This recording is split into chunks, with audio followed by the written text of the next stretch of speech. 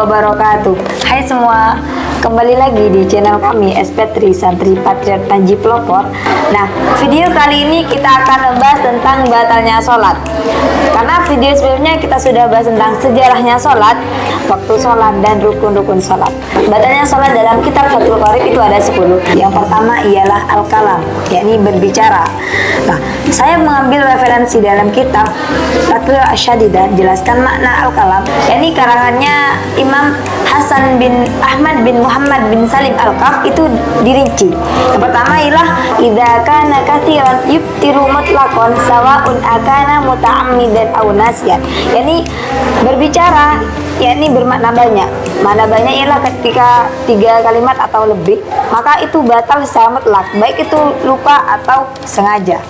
Nah, rincian yang kedua itu idza kana qalilan fayubtilu akana muta'ammidan. Jika bicaranya sedikit tapi dia sengaja, maka sholatnya batal. Beda lagi ketika dia lupa. Kalau dia ngomongnya sedikit tapi lupa, itu nggak batal. Beda kan konteksnya dengan rincian yang pertama. Kalau yang rincian yang pertama banyak, ketika lupa ataupun sengaja itu batal secara mutlak.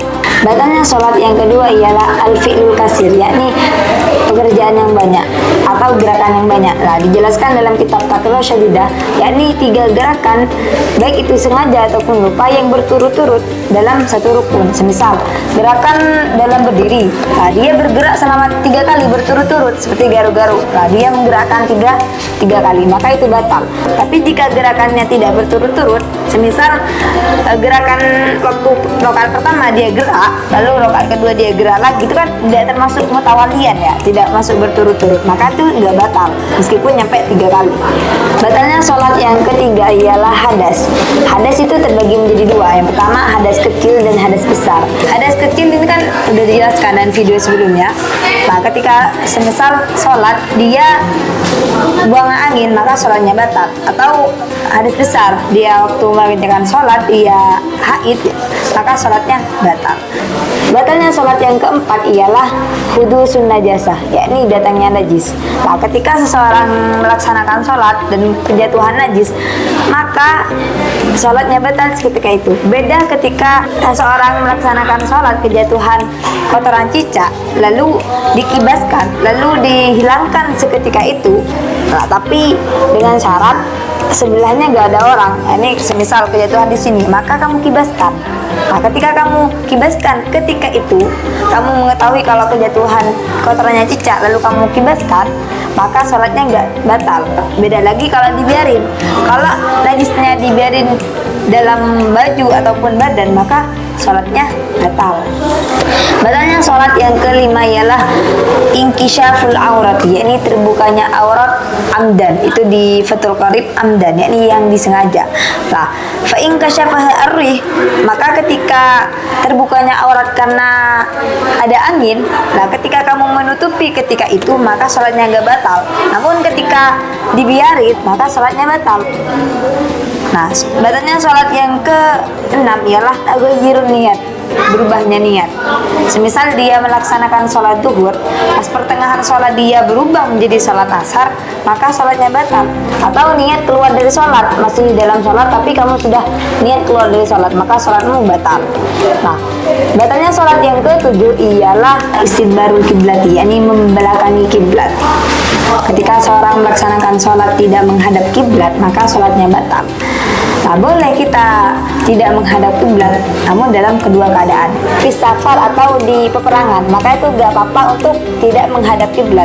Tapi selama tidak ada kesulitan, kamu tidak di dalam perjalanan atau tidak dalam peperangan, kamu tidak menghadap kiblat, maka sholatnya batal. Nah, penjelasan itu sudah saya jelaskan di video sebelumnya. Masuk ke dalam syaratnya qoblat duhur, syarat sebelum masuk melaksanakan sholat. Batalnya sholat yang ke-8 ialah al-aklu wasyarbu, jadi makan dan minum, baik itu sedikit ataupun banyak. Yang namanya makan dan minum itu tetap membatalkan sholat. Nah, Bukan konteks makan dan minum, bukan hanya waktu sholat pas nyemil, enggak kan.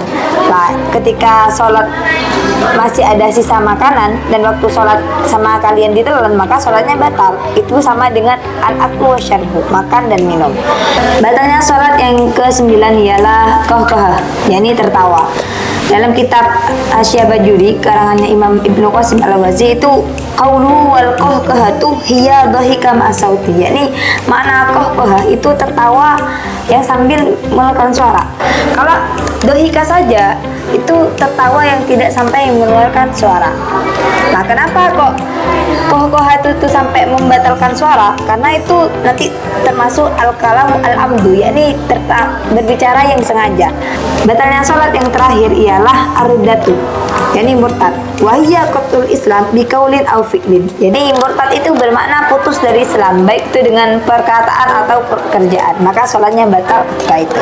Nah, cukup sekian video kali ini tentang batalnya sholat. Kurang lebihnya mohon maaf apabila ada keterangan yang kurang jelas atau pertanyaan. Kalian bisa follow IG saya, nggak bercanda ya, tapi kalian bisa komen YouTube kami di bawah ini. Jangan lupa subscribe, like, and comment. Assalamualaikum warahmatullahi wabarakatuh. Dah.